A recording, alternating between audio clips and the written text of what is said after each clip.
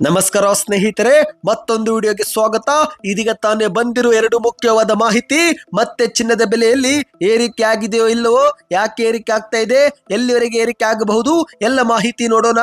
ಮತ್ತೊಂದೆಡೆಯಲ್ಲಿ ಕಾಂಗ್ರೆಸ್ ಸರ್ಕಾರದ ಗ್ಯಾರಂಟಿ ಗೃಹಲಕ್ಷ್ಮಿ ಯೋಜನೆ ಕುರಿತಂತೆ ಮತ್ತೊಂದು ಮುಖ್ಯವಾದ ಮಾಹಿತಿ, ಫಲಾನುಭವಿಗಳಿಗೆ ಮುಖ್ಯವಾದ ಸೂಚನೆ.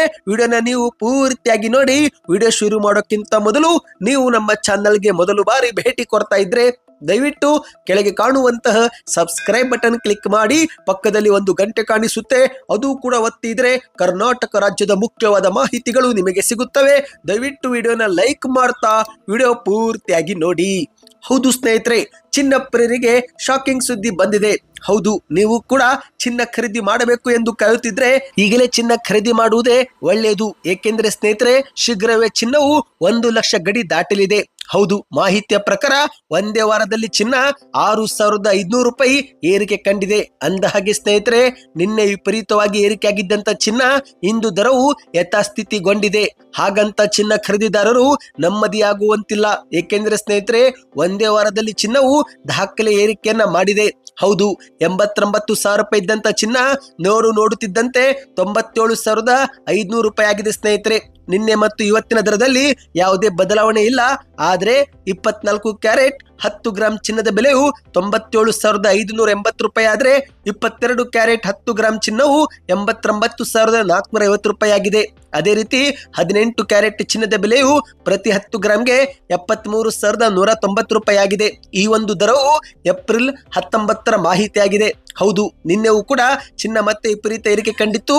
ಆದ್ರೆ ಇಂದು ಚಿನ್ನದ ದರವು ಯಥಾಸ್ಥಿತಿಗೊಂಡಿದೆ ಸ್ನೇಹಿತರೆ. ಆದ್ರೆ ಇಲ್ಲಿ ಶಾಕಿಂಗ್ ಸುದ್ದಿ ಏನೆಂದ್ರೆ, ಶೀಘ್ರವೇ ಚಿನ್ನ 1 ಲಕ್ಷ ಗಡಿ ದಾಟಲಿದೆ. ಹೌದು, ಕೇವಲ 2,300 ರೂಪಾಯಿ ಮಾತ್ರ ಈಗ 1 ಲಕ್ಷಕ್ಕೆ ಅಂತರದಲ್ಲಿದೆ ಸ್ನೇಹಿತರೆ.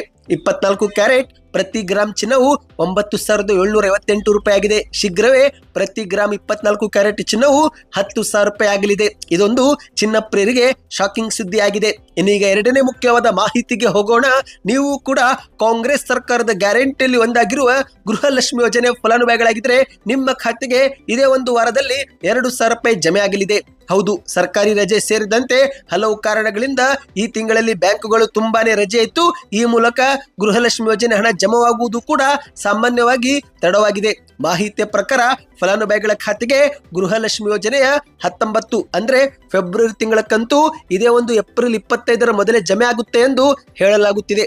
ಈ ಒಂದು ಹಿಂದೆ ಮಾಧ್ಯಮಗಳ ಮುಂದೆ ಸಚಿವ ಲಕ್ಷ್ಮೀ ಹೆಬ್ಬಾಳ್ಕರ್ ಅವರು ಏಪ್ರಿಲ್ 15ರ ಮೊದಲೇ ಜಮೆ ಮಾಡಲಾಗುತ್ತೆ ಎಂದು ಹೇಳಿದ್ರು. ಆದರೆ ಮಾಧ್ಯಮ ವರದಿಗಳ ಪ್ರಕಾರ ಇದುವರೆಗೆ ಗೃಹಲಕ್ಷ್ಮಿ ಯೋಜನೆ ಹಣ ಫಲಾನುಭವಿಗಳಿಗೆ ಜಮೆ ಆಗಿಲ್ಲ. ಹೌದು ಗೆಳೆಯರೆ, ಯುಗಾದಿ ಹಬ್ಬದ ಸಂದರ್ಭದಲ್ಲಿ ಜನವರಿ ತಿಂಗಳ ಕಂತು ಜಮೆ ಮಾಡಿದಂತ ಸರ್ಕಾರ ಇದೀಗ ಏಪ್ರಿಲ್ ತಿಂಗಳ ಕೊನೆ ವಾರದಲ್ಲಿ ಫೆಬ್ರವರಿ ತಿಂಗಳ ಕಂತು ಜಮೆ ಮಾಡಲಿದೆ. ಹಾಗಾಗಿ ಸ್ನೇಹಿತರೆ, ನೀವು ಕೂಡ ಏನಾದರೂ ಗೃಹಲಕ್ಷ್ಮಿ ಯೋಜನೆ ಫಲಾನುಭವಿಗಳಾಗಿದ್ರೆ ಇನ್ನು ಒಂದು ವಾರ 2,000 ರೂಪಾಯಿ ಹಣಕ್ಕಾಗಿ ಕಾಯಬೇಕಾಗಿದೆ. ಅಂದ ಹಾಗೆ ಕೆಲವೊಮ್ಮೆ ಫಲಾನುಭವಿಗಳ ಬ್ಯಾಂಕ್ ಖಾತೆಗೆ ಹಣ ಜಮವಾದರೂ ಕೂಡ ಮೊಬೈಲ್ಗೆ ಮೆಸೇಜ್ ಬಂದಿರೋದಿಲ್ಲ. ಹಾಗಾಗಿ ಒಂದು ಬಾರಿ ನಿಮ್ಮ ಪಾಸ್ಬುಕ್ ಅನ್ನ ನೀವು ಪರಿಶೀಲಿಸಿ, ಅಂದ್ರೆ ನಿಮ್ಮ ಖಾತೆಯನ್ನು ನೀವು ಪರಿಶೀಲಿಸಿಕೊಳ್ಳಿ ಎಂದು ಕೂಡ ಹೇಳಲಾಗಿದೆ. ಸದ್ಯಕ್ಕೆ ಎಷ್ಟೇ ಇತ್ತು. ಈ ಬಗ್ಗೆ ಇನ್ನೂ ಹೆಚ್ಚಿನ ಮಾಹಿತಿ ಬೇಕಂದ್ರೆ ನಮ್ಮ ಚಾನೆಲ್ಗೆ ಸಬ್ಸ್ಕ್ರೈಬ್ ಮಾಡಿ, ಈ ಒಂದು ವಿಡಿಯೋ ಲೈಕ್ ಮಾಡಿ, ನಿಮ್ಮ ಗೆಳೆಯರಿಗೂ ಕೂಡ ವಿಡಿಯೋ ಶೇರ್ ಮಾಡಿ.